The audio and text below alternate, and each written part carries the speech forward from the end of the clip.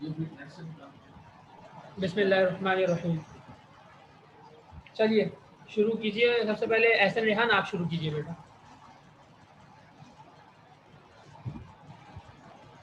Page number صفحہ number 10 تک کے 20 تک پڑھا تھا ہم نے, وہاں سے آگے پڑھیے. باب اوقات. زکوٰۃ جی پڑھیے. اللہ جل شانہ چھوٹی چیزوں کو قبول فرما لیتے ہیں.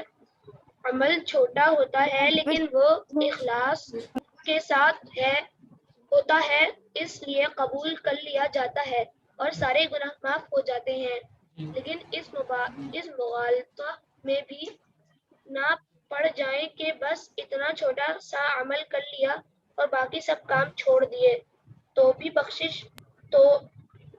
بخشش ہو جائے گی.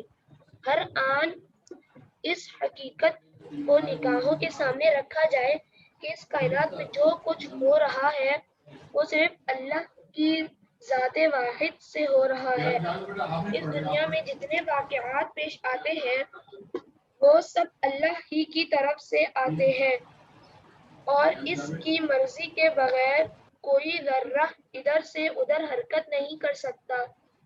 اور ہر رنج براحت اور غم و مسرت کے وقت اس کی حقیقت یاد نہیں رہتی. اس لیے جب کسی ظاہری ذریعے سے کوئی خوشی یا تکلیف پہنچتی ہے تو آدمی اسی ظاہری ذریعے کو سب کچھ سمجھ بیٹھتا ہے اور خوشی و تکلیف دونوں کی نسبت اسی کی طرف کرتا ہے.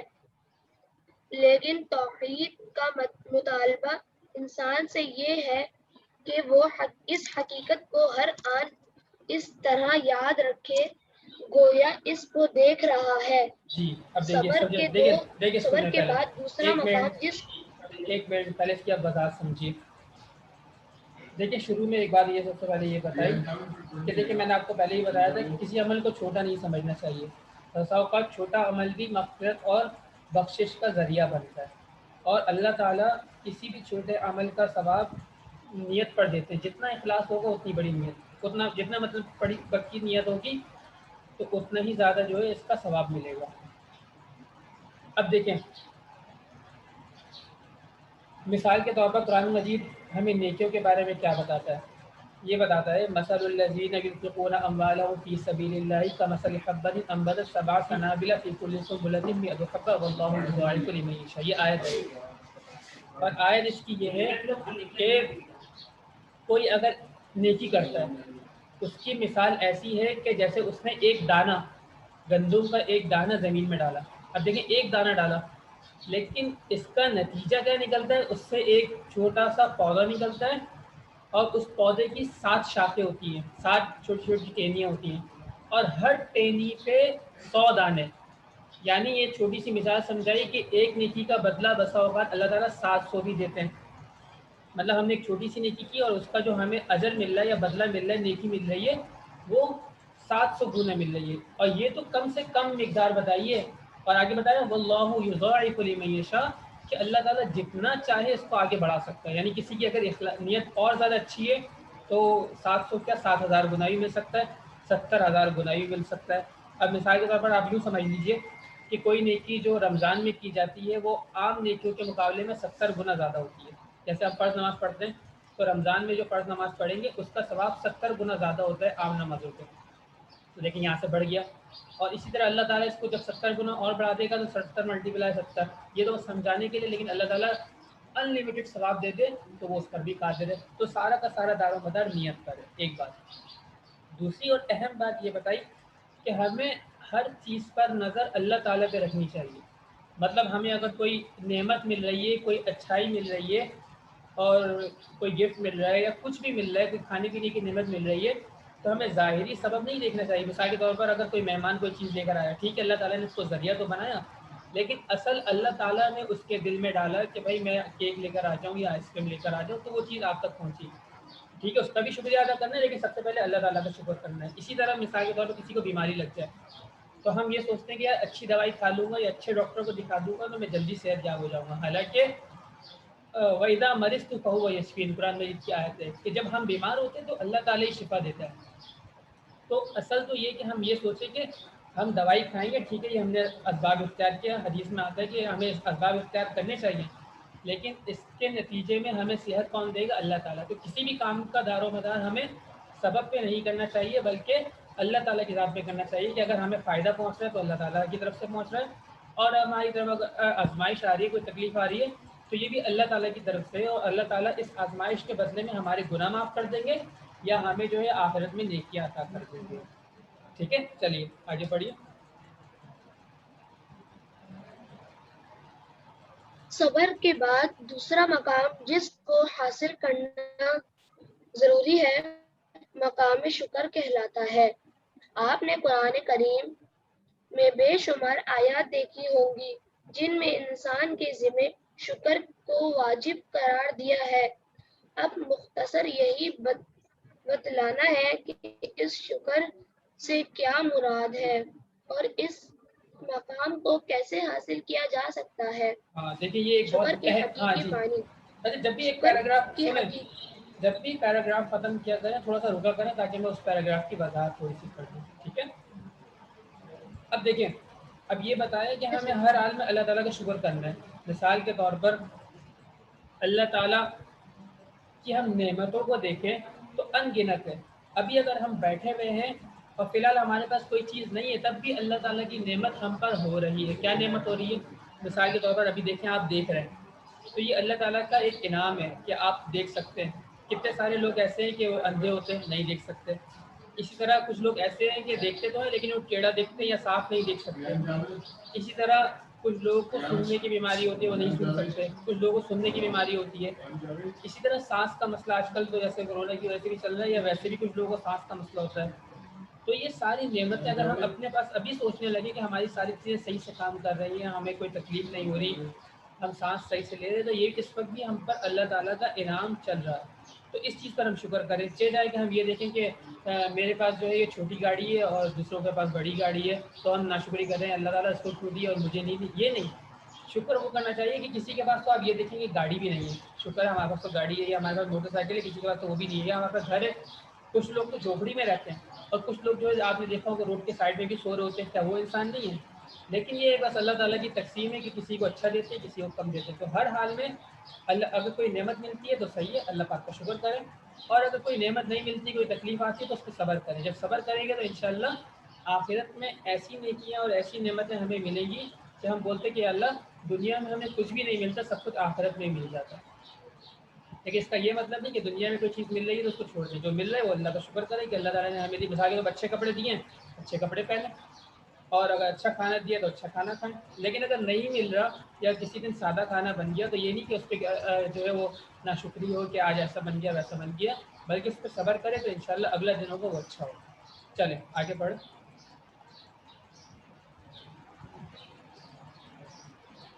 آگے پڑھیے بیٹا. شکر کے حقیقی معنی. شکر کی حقیقت یہ ہے کہ محسن حقیقی کی نعمتوں کا اس طرح اقرار کرنا کہ اس سے دل میں محسن کی محبت اور اس کی اطاعت کا جذبہ پیدا ہو. گویا شکر کے 3 لازمی عناصر ہیں. پہلا, احسانات کا اقرار و اعتراف کہ جتنی نعمتیں مجھے حاصل ہیں وہ سب کی سب اس نے محض اپنے فضل و کرم سے مجھے عطا فرمائی ہیں. آگے. 2, چونکہ اللہ تعالی نے مجھ پر اپنے فضل و کرم کی بارشیں برسا رکھی ہے, اس لیے کائنات میں میرے لیے اس سے بڑا محبوب کوئی نہیں ہونا چاہیے. 3, اللہ تعالی کے بے شمار انعامات کا تقاضا یہ ہے کہ میں اپنی زندگی میں اسی کی اطاعت کروں اور اس کے مقابلے میں کسی کی اطاعت نہ کروں. الفاظ جو نعمتیں اس نے مجھ کو عطا فرمائے ان کو ان ہی کاموں میں خرچ کروں جو اس کی مرضی کے مطابق ہیں اور ان کاموں میں خرچ کرنے سے بچوں جو اس کی مرضی کے خلاف ہیں۔ ہاں دیکھیں یہاں پہ بھی اللہ تعالیٰ شکر کی بس رک جائیں، یہاں پہ بھی دیکھیں اللہ تعالیٰ کی نعمتوں کے بارے میں بتایا کہ اللہ تعالیٰ کی نعمتیں ہر وقت ہم پہ برس رہی ہیں، ہم سوچتے ہی نہیں ہیں، ساری چیزوں کو چھوڑیں، ساری چیزوں کو چھوڑیں، بس یہی سوچ لیں کہ اللہ تعالیٰ نے ہمیں مسلمان بنایا، کتنا بڑا احسان کیا، مطلب ہمیں مسلمان گھرانے میں پیدا کیا۔ اگر اللہ چاہتا تو ہمیں یہودیوں کے گھر میں پیدا کرتا، عیسائیوں کے گھر میں، ہم کافر ہوتے یا ہندو کے گھر میں پیدا کرتا، تو ہم یہ اسلام کی دولت جو ہے وہ نہیں حاصل کر پاتے یا ہمیں گھر بیٹھے نہیں ملتی۔ تو اب دیکھیں اگر کوئی بھلے سے بادشاہ بھی ہوتا، اس کے پاس ہر طرح کی نعمتیں اور ہر طرح کی ساری چیزیں ہوتی، لیکن اگر اسلام نہیں ہوتا تو کیا ہوتا؟ اس کا فائدہ ہوتا، نقصان ہوتا؟ نقصان ہوتا، کیونکہ دنیا کی زندگی 60 سال یا 70 سال، اس سے زیادہ تو نہیں، لیکن آخرت کی زندگی ہمیشہ ہمیشہ کی ہے۔ تو یہاں کا ابھی جو مثال کے طور پر اگر بھکاری ہے اور وہ مسلمان ہے تو وہ زیادہ فائدے میں ہے اس کے مقابلے میں جو بادشاہ ہے وہ اور کافر ہے، کیونکہ یہ جو بھکاری اور مسلمان ہے آخر میں ہمیشہ ہمیشہ کے لیے جنت میں جائے گا، اور جو بادشاہ ہے دنیا کا اور بھلے سے وہ کافر ہے تو لیکن اس صورت کے اندر وہ آخرت میں جہنم میں جائے گا اور ذلیل و خوار ہوگا۔ تو کوئی ایک دن کی پریشانی اٹھانا زیادہ بہتر ہے یا ہمیشہ ہمیشہ کی؟ کوئی بھی عقل مند بولے گا نہیں بھائی ایک دن کی پریشانی برداشت کر لو اور ہمیشہ ہمیشہ کی آسانی کرو، اور بہت ہی بیوقوف ہوگا وہ شخص جو کہے گا نہیں مجھے ایک دن کی آسانی دے دو اور ہمیشہ ہمیشہ کی تکلیف دے دو۔ تو یہی ہے کہ ہمیں اللہ تعالیٰ کا شکر کرنا ہے کہ اللہ تعالیٰ نے ہمیں مسلمان گھرانے میں پیدا کیا اور ہمیں مسلمان بنایا۔ جی آگے کوئی اور پڑھیں؟ حذیفہ انور آپ پڑھیے بیٹا۔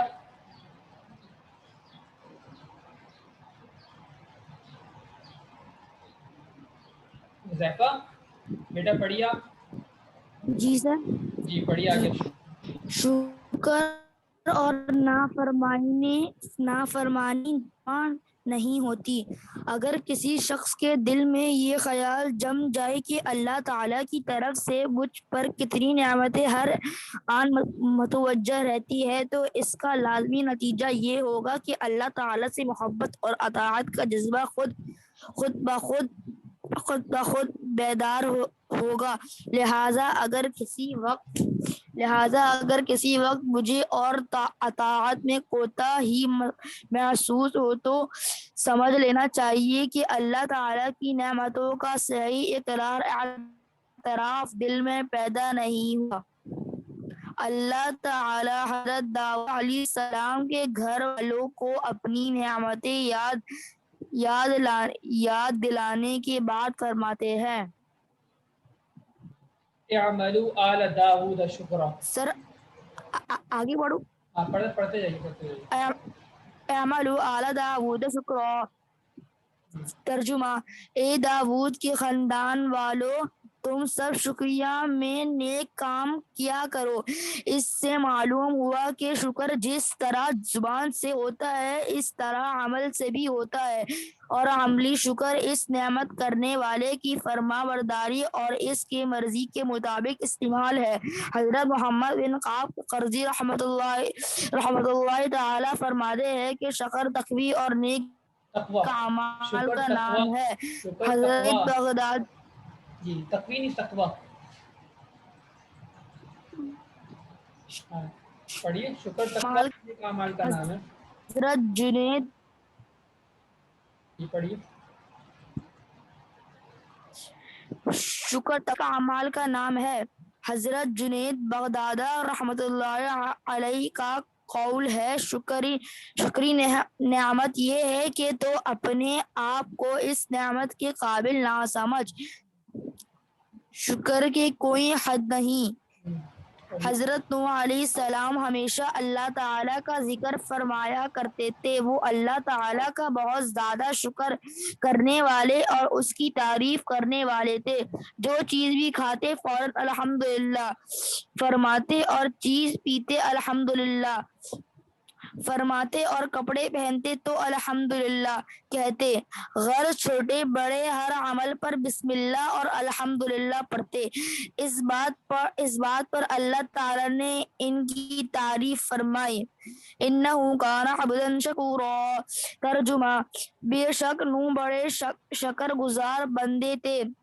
حضرت فضیل رحمۃ اللہ فرماتے ہیں کہ جب حضرت داؤد علیہ السلام پر شکر کرنے کا حکم نازل ہوا تو انہوں نے اللہ تعالیٰ سے عرض کیا، اے میرے پروردگار، میں آپ کا شکر کس طرح پورا ادا کر سکتا ہوں جبکہ میرے شکر بھی آپ کی توفیق اور آپ ہی کی عطا کردہ نعمت ہے، اس پر بھی مستقل شکر واجب ہے۔ اللہ تعالیٰ نے ارشاد فرمایا، آن شکر تنی یا داود، اے داود آپ نے شکر ادا کر دیا، کیونکہ شکر کا حق ادا کرنے سے آپ نے عجز و مقصور کو سمجھ لیا اور اعتراف کر لیا۔ بس سخت آگے، پریشانی میں بس شکر۔ بس بیٹا، حذیفہ انور اور احسن ریان آپ دونوں نے بہت اچھی ریڈنگ کی۔ اب کون رہ گیا؟ عمر، اب ریڈنگ کریں آپ کی باری ہے۔ عمر علی، آپ ریڈنگ کریں بیٹا۔ یس سر۔ جی۔ حضرت عروہ بن زبیر رضی اللہ تعالی عنہ ایک مرتبہ سفر میں تھے، پاؤں میں زخم آ گیا اور اس زخم کی وجہ سے پاؤں خراب ہو گیا۔ علاج کروانے والوں کو جمع کیا گیا تو سب نے یہی کہا کہ اس کا کاٹنا بہت ضروری ہے، لہذا آپ کا پیر کاٹ دیا گیا، لیکن آپ کے چہرے پر پریشانی کے کچھ بھی آثار نظر نہیں آئے۔ پھر اسی دن آپ کے بڑے بیٹے کے سینے پر اونٹ نے لات مار دی اور اس کا انتقال ہو گیا، لیکن کسی نے بھی آپ کی زبان مبارک سے شکوہ و شکایت کے الفاظ نہ سنے، یہاں تک کہ مدینہ پہنچ کر خشوع غضبہ کے ساتھ خشوع کا مطلب یہ ہوتا ہے کہ پوری دل لگا کے نماز پڑھی یا پورے دل لگا کے کوئی کام کرنا، یہ خشوع خضوع کی مثال میں نے آپ کو پڑھی۔ خشوع خضوع کے ساتھ اور محتاجی خاکساری کی جی خاکساری کی حالت میں دعا کی، اے اللہ میرے 4 اعزاز تھے، 2 ہاتھ 2 پاؤں، ایک تو نے لے لیا، 3 باقی بچ گئے، اور میرے 4 بیٹے تھے، ایک تو نے لے لیا، 3 باقی رہ گئے، بس میں تیری تعریف کرتا ہوں اس پر جو تو نے دیا، اور جو باقی بچائے اس پر تیرا شکر ادا کرتا ہوں۔ پریشانیوں اور مصیبتوں میں بھی انسان کو چاہیے کہ سوچے کہ کتنی نعمتیں مجھ پر باقی ہیں اور ان کا شکر ادا کرے۔ دیکھیں یہ بہت ہی ایک منٹ، یہ بہت ہی اہم مثال دی کہ اگر انسان کو کوئی تکلیف پہنچے تو انسان اس پہ تھوڑا سا غور کرے تو اس کا نتیجہ بہت اچھا ہوتا ہے۔ مثال کے طور پر کوئی یہ دیکھے کہ اس کے ہاتھ پہ چھوٹی سی چوٹ لگ گئی، خراش آ گئی، یا ہاتھ پہ چھوٹا سا مطلب گر گیا اور ہاتھ پہ تھوڑا سا چوٹ لگ گئی اور کروچ آ گئی، تو پھر اب وہ بولتا ہے سارا دن رو رہا ہے کہ مجھے تکلیف ہو گئی، چوٹ کیوں لگی۔ اب وہ یہ سوچے کہ لوگوں کے کتنے بڑے بڑے ایکسیڈنٹ اور راستے کے حادثات ہوتے ہیں، کسی کا پاؤں ٹوٹ جاتا ہے، اب وہ یہ دیکھے کہ میرے پاؤں پہ صرف خراش آئی ہے اور دوسرے کا پاؤں ٹوٹ جاتا ہے، تو اس کو کتنا صبر ملے گا کہ اللہ تعالیٰ نے دیکھیں میرے پاؤں کو محفوظ رکھا۔ اسی طرح اگر جیسے مثال کے پیٹ میں درد ہو رہا ہے تو وہ یہ سوچے کہ میری آنکھ میں بھی درد ہو سکتا تھا، کان میں بھی ہو سکتا تھا، سر میں بھی ہو سکتا تھا، پورے جسم میں بھی درد ہو سکتا تھا، لیکن اللہ تعالیٰ نے صرف ایک حصے میں درد کیا، تو اس پہ بھی میں شکر کروں کہ اللہ تعالیٰ نے میرے باقی حصوں کو محفوظ رکھا۔